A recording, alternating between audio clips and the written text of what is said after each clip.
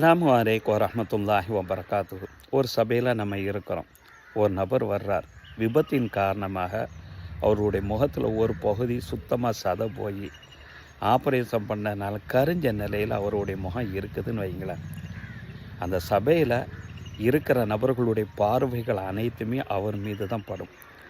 ஏதோ ஒரு விபத்தினால் ஏற்பட்டது, ஆனாலும் பார்வை முழுவதும் அவர் மீது தான் படும்.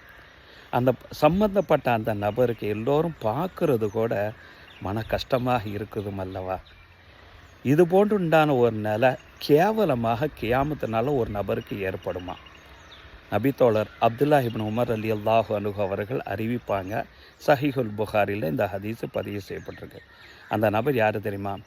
மா எசாலு ரஜுல், ஒரு மனிதர் எஸ்அலன் நாச, தன்னுடைய சுய தேவைக்காண்டி சுய சம்பாத்தியம் மற்ற நபர்கள்ட்ட தான தர்ம பொருட்களை வாங்கியே பழக்கப்பட்ட அந்த நபர், எப்போ பார்த்தாலும் தான தர்மத்தை கேட்டுக்கிட்டே இருக்கக்கூடிய அந்த நபர், ஹத்தா ஏத்திய மறுமை நாளில் அவர் வருவார்.